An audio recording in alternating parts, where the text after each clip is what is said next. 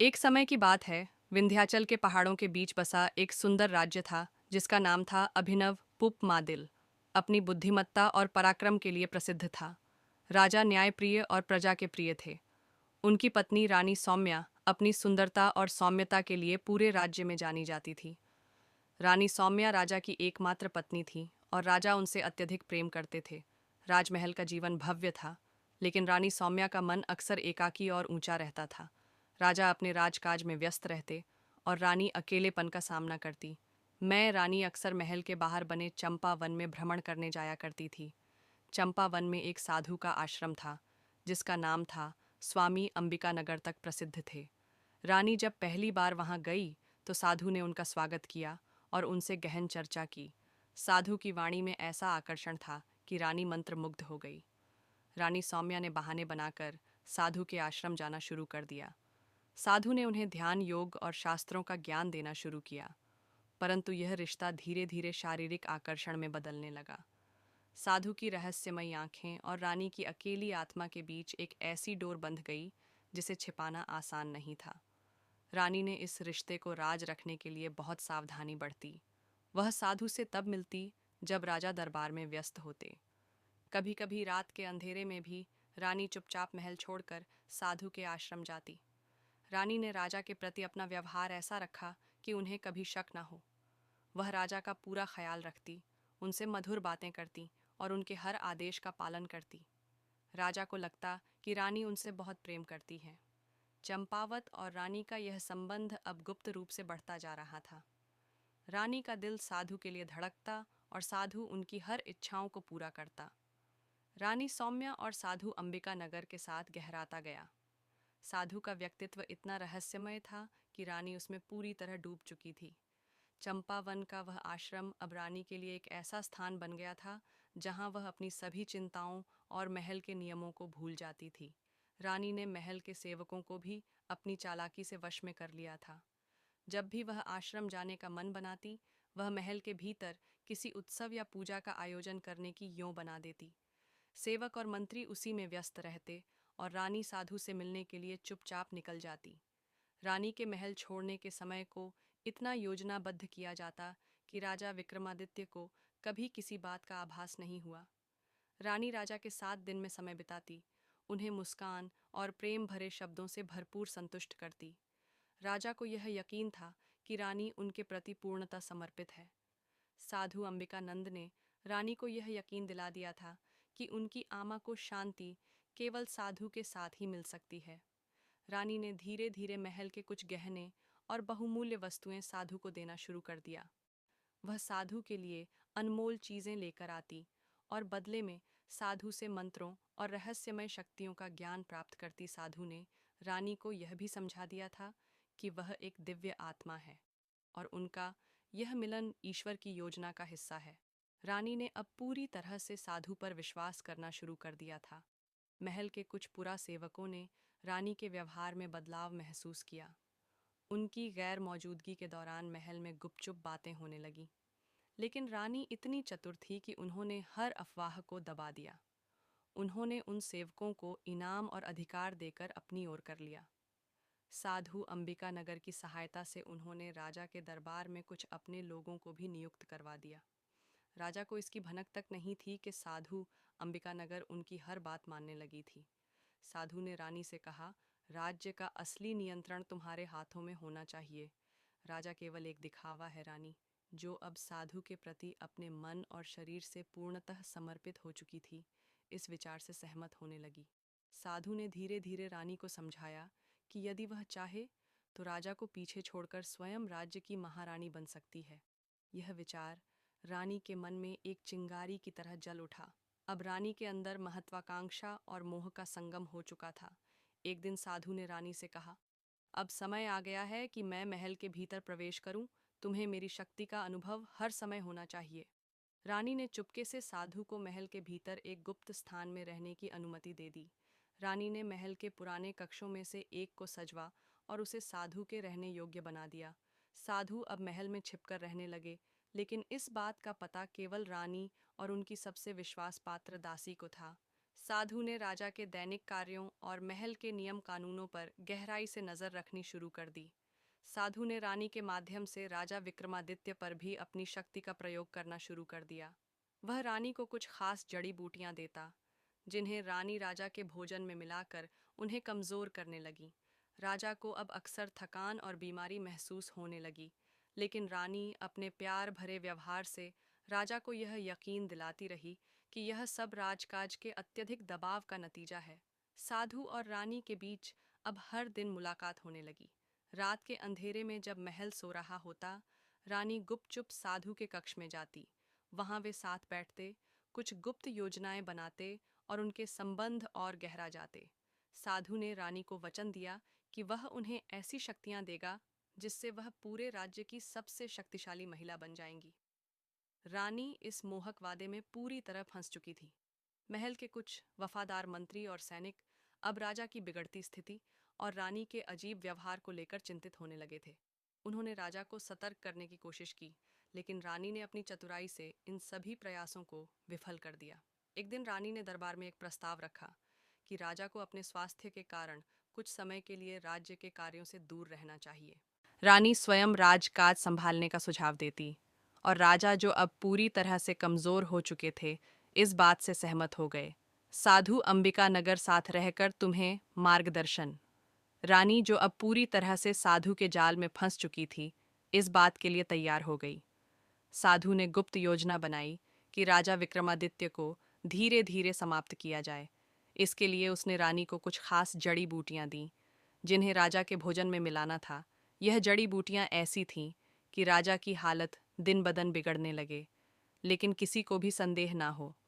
साधु ने रानी को यह भी समझाया था कि अगर वह राजा को पूरी तरह से खत्म करना चाहती है, तो उसे एक विशेष तंत्र मंत्र का पालन करना होगा, जिसमें राजा का आत्मा रानी और साधु के अधीन आ जाएगा। यह तंत्र रानी को राजकाज की पूरी शक्ति दे देगा। रानी जो अब अपने विश्वास में पूरी तरह से साधु के साथ थी, यह तंत्र शुरू करने को तैयार थी। लेकिन राजा विक्रमादित्य के बारे में अब एक और सत्य सामने आया, जो सभी को चौंका देने वाला था। राजा ने महेश्वर से कहा, महेश्वर, मेरे जीवन की अब कोई उम्मीद नहीं बची, लेकिन मैं चाहता हूं कि यह साजिश तुम्हारे सामने पूरी तरह से सामने आए, और इसके लिए जो भी कदम उठाना पड़े वह उठाओ। राजा विक्रमादित्य ने अपनी आखिरी शक्ति से महेश्वर को आदेश दिया कि वह साधु और रानी की साजिश को उजागर करने के लिए पूरी तरह से तैयार हो। महेश्वर ने साधु के जाल को तोड़ने की ठानी।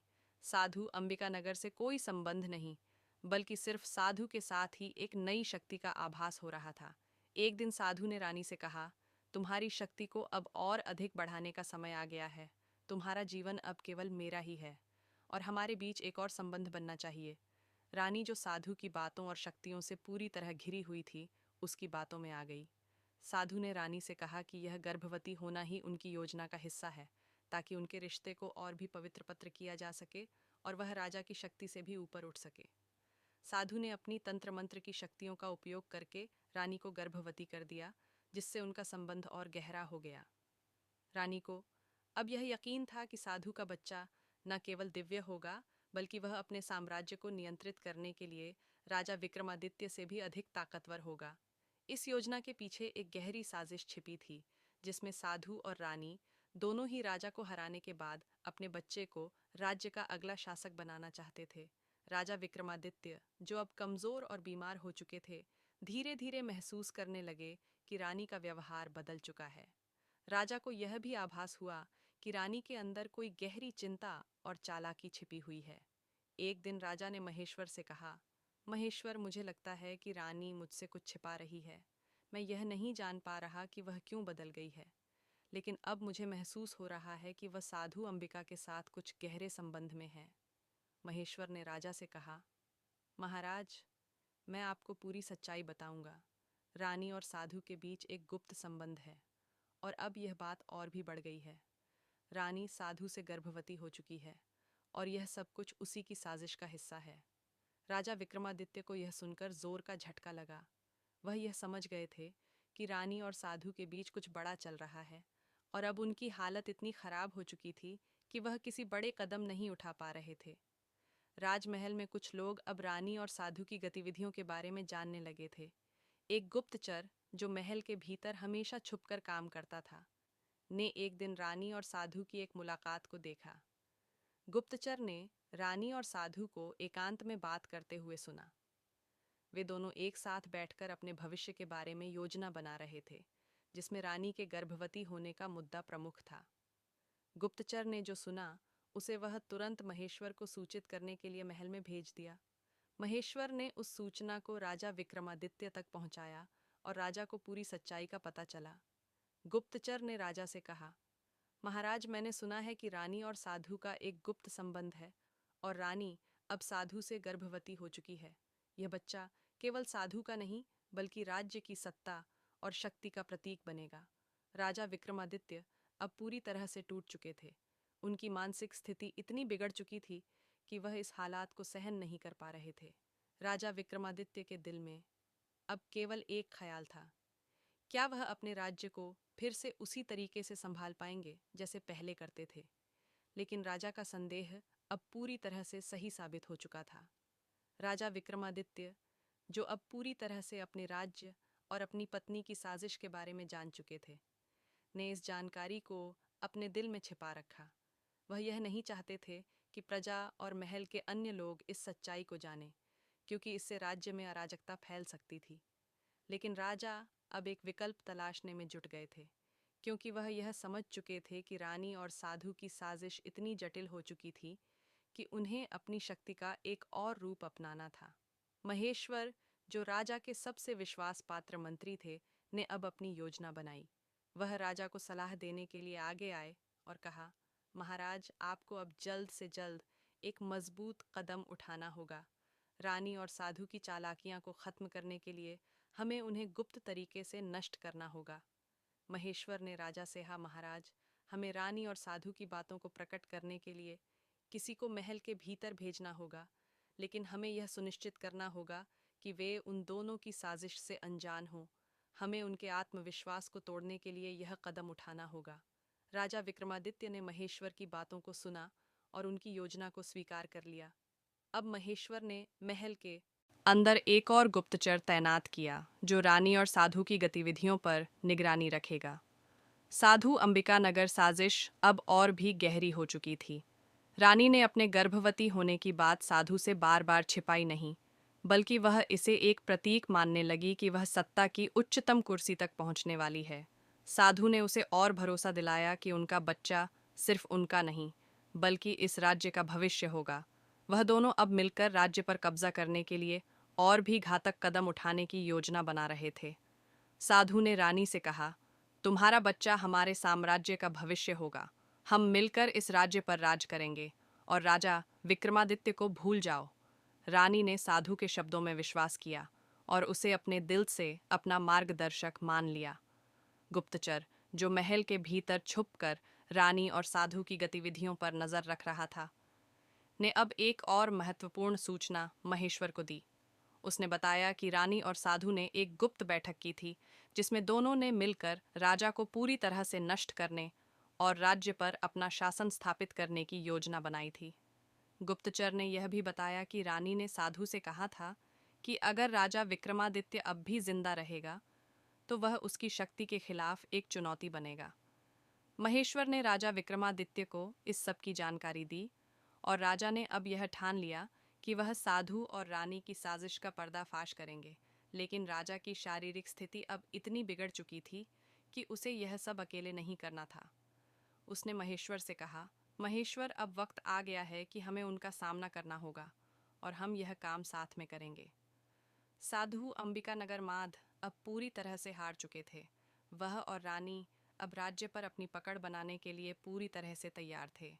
साधु ने रानी से कहा, राजा, विक्रमादित्य को अब कोई नहीं बचा सकता। हम दोनों मिलकर इस राज्य के अगले शासक होंगे।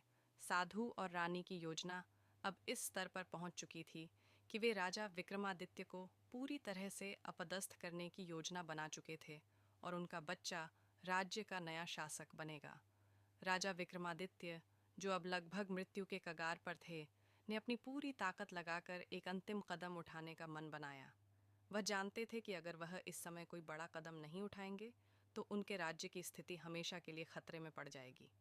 महेश्वर ने राजा से कहा, महाराज, यह साजिश अब खुली है। अगर हम इसे अब रोकने में सफल नहीं हुए तो यह राज्य हमारे हाथ से नील जाएगा।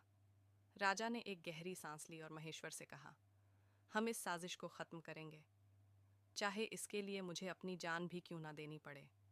राजा विक्रमादित्य, जिन्हें महल और प्रजा में एक शक्तिशाली और न्यायप्रिय शासक माना जाता था, असल में इतने कमजोर और बीमार नहीं थे जितना सब सोच रहे थे। यह सब एक गहरी साजिश का हिस्सा था। असल में राजा को धोखे से बीमार बना दिया गया था ताकि वह रानी सौम्या के साथ संबंध बना सके और वह गर्भवती हो जाए। यह सब साधु अंबिका नगर के साथ मिलकर राजा को अपने जाल में फंसा चुका था। साधु जानता था कि रानी को गर्भवती करने के बाद ही वह अपनी पूरी साजिश को अंतिम रूप दे सकता था। लेकिन साधु ने यह साजिश इतनी गुप्त और प्रभावशाली तरीके से रची कि राजा विक्रमादित्य को भी यह समझने का कोई मौका नहीं मिला। साधु ने राजा विक्रमादित्य को जानबूझकर बीमार कर दिया था। उसने रानी को बताया था कि अगर वह राजा को कमज़ोर कर देगी तो वह आसानी से उसे साधु से मिलाने के लिए राज़ी हो जाएगा। साधु ने अपने तंत्र मंत्र का इस्तेमाल किया और राजा के शरीर में ऐसी बीमारियां घुसा दीं जो पहले उसे बिल्कुल भी नहीं थीं। यह बीमारी इतनी चुपचाप और धीरे धीरे फैल रही थी कि कोई भी डॉक्टर या वैद्य इसे सही से पहचान नहीं पा रहे थे। रानी, जो अब साधु के हर निर्देश का पालन कर रही थी, धीरे धीरे राजा के लिए ऐसा माहौल तैयार कर रही थी जिसमें वह कमज़ोर हो जाए और अपनी आत्मनियंत्रण खो बैठे। राजा विक्रमादित्य ने अपनी कमजोरी को महसूस किया, लेकिन वह यह नहीं समझ पाए कि यह सब कुछ साधु और रानी की साजिश का हिस्सा था। जब राजा विक्रमादित्य का शरीर पूरी तरह से कमजोर हो गया तो रानी ने साधु के साथ मिलकर एक गुप्त रात बिताई।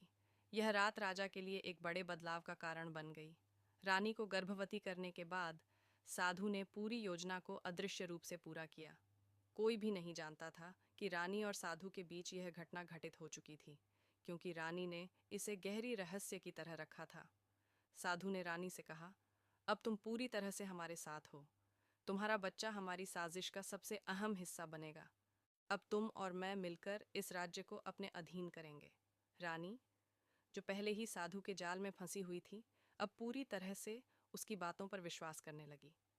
उसने साधु को वचन दिया कि वह अपने बच्चे को राज्य की पूरी सत्ता सौंपेगी ताकि वे दोनों इस राज्य को अपने नियंत्रण में ला सके। राजा विक्रमादित्य, जो अब पूरी तरह से कमजोर और असमर्थ हो चुके थे, अचानक एक दिन महेश्वर से मिलने आए और कहा, महेश्वर, मुझे लगता है कि कुछ गड़बड़ है। मैं पहले जैसा शक्तिशाली नहीं महसूस कर रहा हूँ और मुझे डर है कि कोई मेरे खिलाफ साजिश कर रहा है। महेश्वर, जो अब पूरी सच्चाई जान चुका था, राजा से सच्चाई कहने का साहस नहीं जुटा पा रहा था। लेकिन राजा के संदेह को देखते हुए महेश्वर ने धीरे धीरे राजा को यह बताने की योजना बनाई कि यह सब कुछ एक गहरी साजिश का हिस्सा था। एक रात महल के गुप्तचर ने रानी और साधु की एक गुप्त बैठक देखी। इस बैठक में दोनों अपनी भविष्यवाणियों और योजनाओं को लेकर चर्चा कर रहे थे। गुप्तचर ने सुना कि रानी ने साधु से कहा, राजा विक्रमादित्य अब हमसे कुछ भी नहीं कर सकता। मैं अब पूरी तरह से तुम्हारी ओर से हूँ और मेरा बच्चा हमारे राज्य का भविष्य बनेगा। गुप्तचर ने यह सब महेश्वर को बताया और महेश्वर ने तुरंत राजा को सच बताने का निर्णय लिया। राजा विक्रमादित्य अब पूरी तरह से जान गए थे कि उन्हें सिर्फ एक भयानक साजिश का हिस्सा बना दिया गया था, जिसमें उनकी कमजोरी और रानी की गर्भवती होने की योजना थी। राजा विक्रमादित्य ने अब पूरी सच्चाई जान ली थी। उन्होंने महेश्वर से कहा, महेश्वर, यह साजिश इतनी गहरी है कि अब हमें इसे तुरंत खत्म करना होगा। मुझे अपनी शक्तियों को फिर से जागृत करना होगा। हमें इस रहस्य को उजागर करना होगा और साधु और रानी को उनके हर कदम के लिए सजा दिलवा होगी। राजा विक्रमादित्य अब पूरी तरह से सच्चाई जान चुके थे और उनका संकल्प मजबूत हो गया था। वह जानते थे कि यह समय उनके लिए सबसे कठिन है, लेकिन अगर उन्होंने इस समय का सही तरीके से सामना किया तो वह न सिर्फ अपनी खोई हुई ताकत को वापस पा सकते थे, बल्कि राज्य पर साधु और रानी की साजिश का पर्दाफाश भी कर सकते थे। राजा ने महेश्वर से कहा, महेश्वर, मैं अब अपनी खोई हुई शक्ति को फिर से महसूस करना चाहता हूँ। मुझे चाहिए एक ऐसी योजना जिससे मैं साधु और रानी को उनके ही जाल में फंसा सकूं।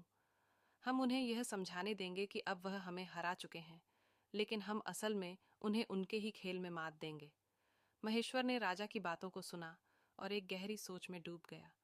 उसने धीरे से कहा, महाराज, आपकी स्थिति इतनी नाजुक है कि हमें एक खास प्रकार की रणनीति की जरूरत होगी।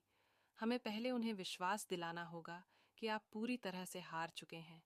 इसके बाद जब वे अपनी पूरी शक्ति दिखा रहे होंगे, तभी हमें उनका सामना करना होगा। राजा विक्रमादित्य ने महेश्वर की सलाह पर अमल करना शुरू किया। उन्होंने अपने राजमहल में उन सभी प्रमुख मंत्रियों और सैन्य अधिकारियों को बुलाया जिनसे वह विश्वास रखते थे। उन्हें यह योजना दी कि वे सभी राजमहल की सुरक्षा बढ़ा लें और ध्यान रखें कि साधु और रानी के बीच कोई भी संदिग्ध गतिविधि ना हो। राजा ने अपने दरबार में एक अफवाह फैलाना शुरू किया कि वह अब अपनी बीमारी से पूरी तरह से जूझ नहीं पा रहे हैं और जल्द ही उनका अंतिम समय आ सकता है। इस अफवाह ने राज्य भर में हलचल मचा दी। राजा विक्रमादित्य का यह कदम काफी चतुराई से उठाया गया था। उन्होंने जानबूझकर अपनी स्थिति को कमजोर दिखाया ताकि रानी और साधु यह सोचने लगे कि उनका विजय हासिल करना आसान हो गया है। साधु और रानी अब अपने लक्ष्य के बहुत करीब महसूस करने लगे थे। रानी, जो गर्भवती होने के बाद राजा से पूरी तरह से दूर हो चुकी थी, अब अपनी पूरी ताकत साधु के साथ मिलकर राज्य पर कब्जा करने में लगा रही थी। साधु ने रानी से कहा, अब हम सब कुछ अपनी मुट्ठी में करेंगे। राजा विक्रमादित्य की कमजोरी का फायदा उठाने का समय आ गया है।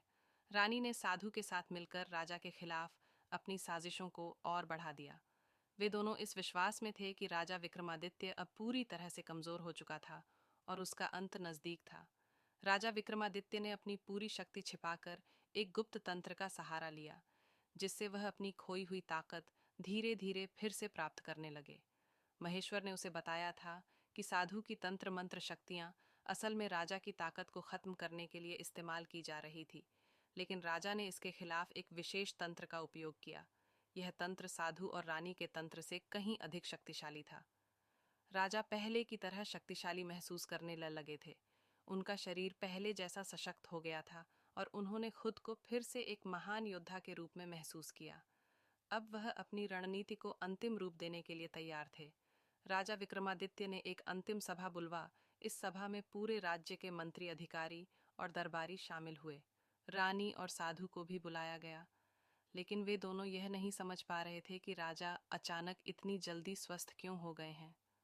राजा ने सभा में घोषणा की, प्रिय दरबारियों, आज मैं आपको बताना चाहता हूं कि मैंने अपनी कमजोरी को धोखे से आपके सामने पेश किया।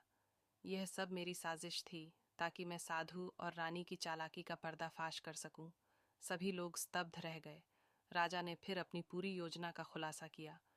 उन्होंने बताया कि साधु और रानी ने एक जटिल साजिश रची थी, जिसमें रानी को गर्भवती करना और राजा को कमजोर करना शामिल था। रानी और साधु की आंखों में अब डर था। उनकी पूरी योजना नष्ट हो चुकी थी। राजा विक्रमादित्य ने उन्हें गिरफ्तार करने का आदेश दिया और राज्य के सबसे बड़े जेल में डालने के लिए कहा। रानी और साधु की साजिश अब पूरी तरह से विफल हो चुकी थी। सभी दरबारी राजा की बुद्धिमत्ता और धैर्य की सराहना करने लगे। उन्होंने महसूस किया कि राजा विक्रमादित्य ने अपनी शक्ति और साहस को सही समय पर जागृत किया, जिससे वह अपनी राज्य सत्ता को बचा सके। राजा ने कहा, मैंने कभी नहीं सोचा था कि मेरी रानी और एक साधु मेरे खिलाफ इतने बड़े जाल का हिस्सा बनेंगे, लेकिन अब यह समय है कि हम अपने राज्य की सुरक्षा को और मजबूत करें और ऐसे लोगों को कभी भी हमारे राज्य के भीतर घुसने का मौका ना दें। राजा विक्रमादित्य की महल में उद्घोषणा ने दरबारियों को स्तब्ध कर दिया था। साधु और रानी, जिन्हें अब अपनी साजिश का पर्दाफाश होने का डर था, महल में बुरी तरह से घबराए हुए थे। साधु ने भागने की कोशिश की, लेकिन महेश्वर और सैनिकों ने उसे पकड़। रानी भी चुपचाप अपने अपराध स्वीकार नहीं कर पा रही थी। अब वह समझ चुकी थी कि उसे भी राजा के सामने जवाब देना होगा। राजा ने दोनों को सामने लाकर कहा, साधु अंबिकानगर, परंतु इस राज्य की सभ्यता और प्रतिष्ठा के खिलाफ थी। तुमने मुझे और मेरी अब अपनी साजिश का पर्दाफाश होने का डर था। महल में बुरी तरह से घबराए हुए थे। साधु ने भागने की कोशिश की, लेकिन महेश्वर और सैनिकों ने उसे पकड़। रानी भी चुपचाप अपने अपराध स्वीकार नहीं कर पा रही थी। अब वह समझ चुकी थी कि उसे भी राजा के सामने जवाब देना होगा। राजा ने दोनों को सामने लाकर कहा, साधु अंबिकानगर, परंतु इस राज्य की सभ्यता और प्रतिष्ठा के खिलाफ थी। तुमने मुझे और मेरी प्रजा को धोखा दिया। अब तुम्हें इसका खामियाजा भुगतना होगा। राजा ने आदेश दिया कि साधु को राज्य के बाहर के जंगल में निर्वासित कर दिया जाए, जहां वह तंत्र मंत्र के प्रयोग से अपनी शक्तियों का कोई उपयोग ना कर सके। वहीं रानी को महल में बंदी बना लिया गया, लेकिन उसकी सजा और भी कड़ी थी। उसे अपने कृत्यों के लिए राजा के सामने सार्वजनिक रूप से माफी मांगनी पड़ी। रानी ने अपने कृत्य पर गहरी शर्मिंदगी महसूस की। वह राजा के सामने आई और कहा, महाराज, मैंने आपकी उपेक्षा की और साधु के जाल में फंसकर राज्य के खिलाफ साजिश रच डाली। मैं अब समझ चुकी हूँ कि यह मेरी सबसे बड़ी भूल थी। कृपया मुझे मेरी गलती का प्रायश्चित करने का अवसर दें। राजा विक्रमादित्य, जो अब पहले से कहीं ज्यादा समझदार और धैर्यवान हो चुके थे, ने रानी को क्षमा करने का निर्णय लिया। हालांकि रानी की सजा यह थी कि उसे पूरी तरह से तंत्र मंत्र से दूर रखा जाएगा और उसे राज्य की महिलाओं को शिक्षा देने का काम सौंपा जाएगा, ताकि वह अपनी गलतियों से सीखे और राज्य की भलाई में योगदान कर सके। राजा ने कहा, तुमसे बड़ी भूल हुई है, लेकिन अब तो तुम्हारे पास एक अवसर है अपनी स्थिति को सुधारने का। मैं तुमसे उम्मीद करता हूँ कि तुम इस राज्य की महिलाओं के लिए कुछ अच्छा करोगी। साधु अंबिका नगर स्थित कर दिया गया था। वह सजा को अपनी हार मानकर स्वीकार कर चुका था, लेकिन वह जानता था कि वह कभी भी वापस अपनी शक्तियों को प्राप्त नहीं कर सकता था। उसकी शक्ति, जो कभी राजा विक्रमादित्य को कमजोर करने में सक्षम थी, अब उसके लिए एक बोझ बन चुकी थी। साधु ने जंगल में अकेले रहने का फैसला किया। अब वह सिर्फ अपनी पुरानी गलतियों और जादू टोने पर पछतावा करता था, क्योंकि उसे यह समझ में आ गया था कि वह अपनी असली शक्ति, जो उसने कभी सच्चे मार्ग पर चलने में लगाई होती, खो चुका था। राजा विक्रमादित्य ने अपनी ताकत फिर से प्राप्त कर ली थी और राज्य में शांति और समृद्धि लाने के लिए कई सुधारात्मक कदम उठाए। वह जानते थे कि राज्य को फिर से एकजुट करने और प्रजा का विश्वास बहाल करने के लिए उसे अपने दिल से लोगों के साथ खड़ा होना होगा। राजा ने महेश्वर को बुलाकर कहा, हमने अपनी सबसे बड़ी साजिश को नष्ट किया, लेकिन अब हमें आगे बढ़कर राज्य को सुधारने के लिए एक नई शुरुआत करनी होगी। हमें प्रजा के साथ पुनः संपर्क बनाना होगा और यह सुनिश्चित करना होगा कि कोई भी फिर से हमारी कमजोरियों का फायदा ना उठा सके। महेश्वर ने सिर झुकाकर कहा, महाराज, आपकी ताकत और बुद्धिमत्ता ने राज्य को बचाया है। हम सब मिलकर राज्य में एक नई उम्मीद और दिशा देंगे। रानी सौम्या, जो पहले ही अपनी गलती पर पछता थी, अब महल में एक नई भूमिका निभा रही थी। उसने महिलाओं को शिक्षा देने का काम शुरू किया और समय के साथ उसने यह समझा कि अपनी शक्ति का सही उपयोग करना कितना महत्वपूर्ण है। वह अब अपनी गलती से सीखी थी और अपने कृत्यों को सुधारने के लिए समर्पित हो चुकी थी। राजा विक्रमादित्य ने न सिर्फ अपनी खोई हुई शक्ति को वापस पाया, बल्कि राज्य की भलाई के लिए कई सुधार किए। उन्होंने न्याय व्यवस्था को मजबूत किया, भ्रष्टाचार को जड़ से खत्म किया और लोगों को विश्वास दिलाया कि वह उनके साथ हैं। राज्य अब पहले से कहीं ज्यादा समृद्ध और खुशहाल हो चुका था। राजा विक्रमादित्य और रानी सौम्या दोनों ने एक नया अध्याय शुरू किया था, जहां वे एक साथ राज्य की प्रगति के लिए काम कर रहे थे। हालांकि रानी ने अपनी गलती स्वीकार की थी, लेकिन अब वह अपने जीवन का उद्देश्य सही दिशा में लगा रही थी। राजा विक्रमादित्य ने अंततः कहा, हमने अपने दुश्मनों को हराया, लेकिन असली विजय तब है जब हम खुद को और अपने राज्य को सुधार सकें।